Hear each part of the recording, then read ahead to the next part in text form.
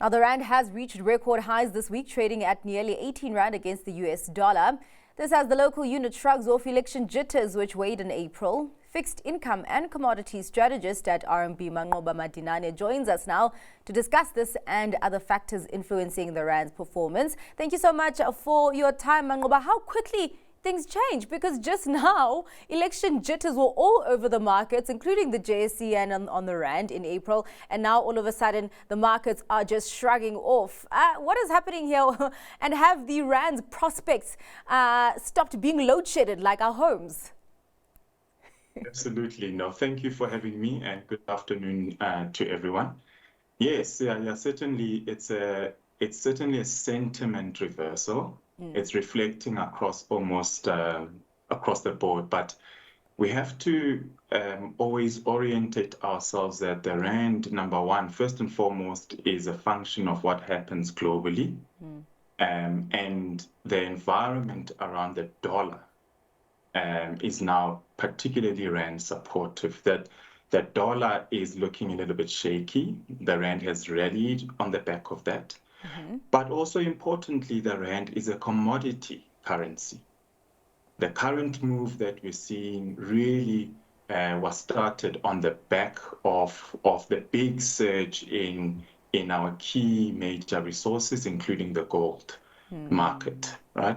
So the rand really has tracked that, but also with that move higher for the rand has been an unwinding of hedges. So investment managers that were really worried about a negative election outcome have been pressured, and they've had to unwind a lot of those hedges. So that is adding significantly to the bullish momentum that we're seeing in the currency right now. Actually, just as you're talking about the that markets are now expecting maybe a better election outcome, does that have to do with an environment being more ANC supportive in terms of that brings policy certainty, or maybe just a turnaround in what markets were thinking in terms of the potential coalition outcome here? Yeah, so I think that is key. With regards to the sentiment, right?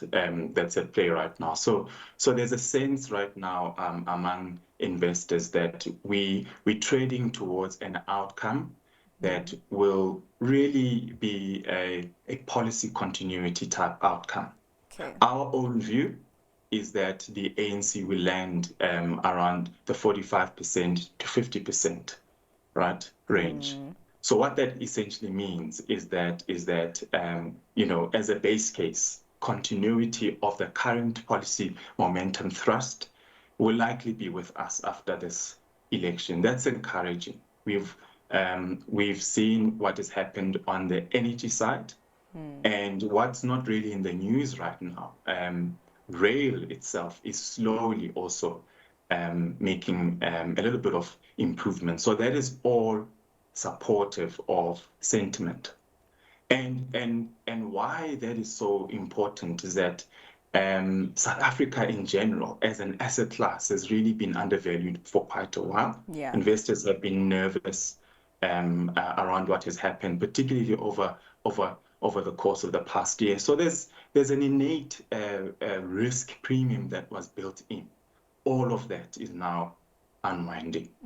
You're talking about the rand being undervalued for a while. Have there been calculations that have been done now of where you think fair value for the rand should be at this point? Certainly. Our estimate of where fair value is sits under that 18 handle, around the 1750 mark. So even at where we are right now, it's still relatively undervalued. But yeah. Well, you spoke about the shakiness that we are seeing in the dollar right now, and obviously talking about how quickly things change in the markets. If we'd spoken a month ago, you would have said that the interest rate trajectory, particularly when it comes to cuts, seems a little bit murky, but seeming that after the inflation figure that we got last week, investors are starting to talk again about interest rate cuts from the US. How much momentum has that pushed into the rand? So that's a central facet of the rand rally, especially over the past week. So importantly for the US, it's not only inflation. I mean, on the inflation front, it was more like reprieve more than anything. Inflation is still pretty much on a sticky trajectory. But we have to also contextualize the US with regards to what's happening in terms of the economy. Growth is slowing.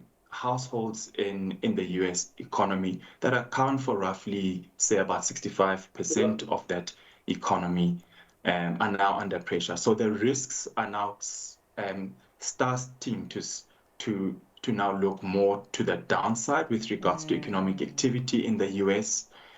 So in terms of the rate outlook, it remains relatively murky, but the dollar is now facing a little bit of fire from that, and then another important undertone: the fiscal risks within the U.S. economy are relatively elevated right now. So investors are jittery around long exposure to the USD. So ultimately, the bottom line of that basically means that the rand will rally against the back of that, noting that investors have been relatively underweight SA in particular, but emerging markets in general. All right. Well, we will see next week if the rand manages to pop a bottle of champagne or not. Thank you so much for your time and for your insights there, Manqoba. That was Fixed Income and Commodities Strategist at RMB, Manqoba Madinane.